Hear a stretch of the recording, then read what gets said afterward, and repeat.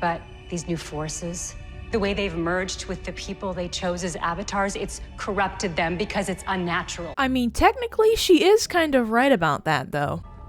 My beautiful boy. You have no choice. I have mixed feelings about the Speed Force being the villain of the first half of the season, because as cool as it is to see scenes like this and to see her go up against Barry, I wonder why she hasn't stolen Barry's speed from him, because she's the one that gave him his power. Why wouldn't she just take it back if he was being a problem? Or if she thinks he's going to be a problem. Now, obviously, he hasn't really caused her many issues yet, but I mean, based on the way he's reacting, you could kind of guess that he probably is going to start going after you personally because of what you're doing and how he doesn't agree with what the Speed Force is doing. That's what doesn't make sense to me. And another thing that doesn't make sense to me is how are they supposed to like get rid of her without getting Barry's speed taken back? First, Frost is sent to Iron Heights for life, and now Alexa's dead.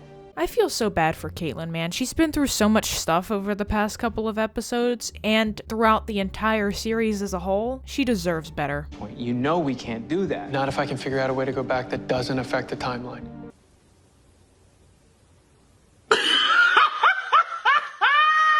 Barry, listen, I love you to death, but you can't even eat breakfast without messing the timeline up in some capacity. So I ask you to please not even try to work this out, because you're gonna find a way to mess the timeline up. But if something goes wrong, Barry, you might lose your speed. Then I lose my speed. No, ma'am. No, ma'am. Listen, Barry has already lost his speed too many times this season. I don't want to see him lose his speed again. At least not anytime soon. Does her life not matter at all? Nora's not a person, Iris. For real, that's what I'm saying. I mean, Nora is literally not even a human being. Like, what are we going on about? How do you not see this is the right thing to do? The right thing to do would be trying to get through to Nora. Just like how we beat Eva, just like how we talked down Abracadabra, that is what we do. We tried talking to her. Listen, I am about sick of every villain we have being talked down with like a love pep talk. It's exhausting. I want to see some action. I want to see some crime fighting and, you know, all of that good superhero stuff. Like, I'm tired of hearing you can be a better person. And then they just randomly are like, yeah, you know what? I will be a better person. I'm not going to kill people anymore. It's stupid. I'm sick of that. Can we please just have some action? That's what I'm campaigning for right now. I want some action-packed episodes. Like, don't get me wrong, it's alright to talk down a villain every once in a while, but just not all the time. I have to do it. Then you'll be doing it without me. Okay. Well, honey, I'm home. Woo! Yeah, baby! That's what I've been waiting for. That's what it's all about. Woo!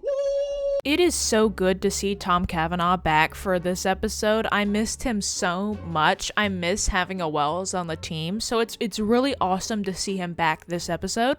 I mean, these forces, they're not my children. You sure?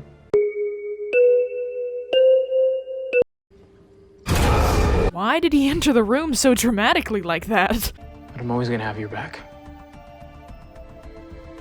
No matter what. I have to leave Central City. Obviously, this particular comment didn't age too well.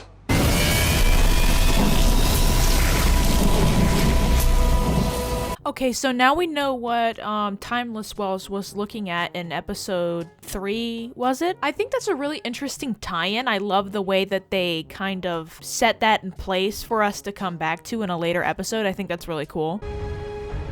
I'm like a parent. I beg your pardon? I beg your pardon? The writers trying to make Barry and Iris kind of like the parents of the forces is very weird. I don't really like that at all. I think it's very strange, very, very weird. To tell you, Mother, I hated my parents. I actually really like Psyche as a villain. He has a very interesting power set, and he's extremely funny, so I'm excited to see more of him. That is an act of creation. Right now, they're being born. Wow, they did a really good job with these scenes. Like, visually, this is really pretty. I love the way that they designed this. It looks really, really good. Never judge your kids. Is the whole Barry and Iris being the parents and the Forces being the children going to be a consistent and reoccurring storyline? Because if it is, that's going to be really odd. I mean, it already is odd as it is, but the fact that we're continuously bringing it up only makes it even more weird. So I don't know why we're making them parent and child. It's strange. I don't really understand. I couldn't do it. What is wrong with my boy? What the heck is wrong with Barry right now? Like, he was literally just saying that they aren't his kids, and now all of a sudden he's acting like they are his kids. This is weird.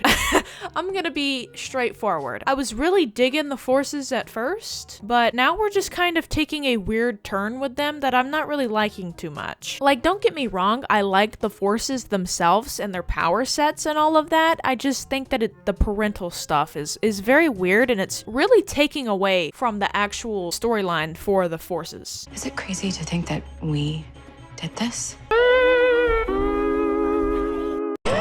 Okay, so she is back to life. I'm not really surprised by that.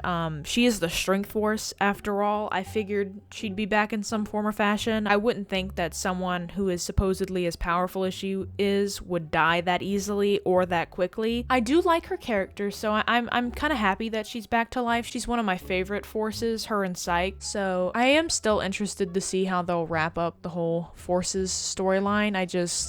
I'm still confused at where they're trying to go with the whole parent thing at the moment. You taught us every inch as much as we taught you.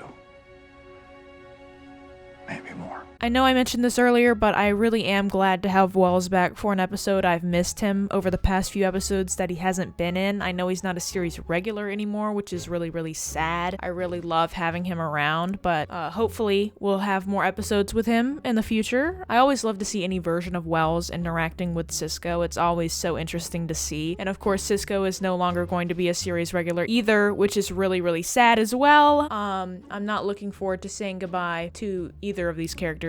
It's just very sad. I have to leave Central City. I can't. What are you? A reckoning. Okay, so I'm assuming that this is like the official scene that officially makes her like the villain of the first half of this season. Like I said, I don't really know how I feel about her being a villain, but I am very interested to see where they're gonna go with it, and I hope that they do some really cool stuff with her obviously being the Speed Force and seeing how she can kind of use her superior power over Barry. That's it for this week's episode of The Flash. I hope you guys did enjoy the video, and if you did, make sure to leave a like and subscribe if you are new, and I'll see you guys next time. Goodbye!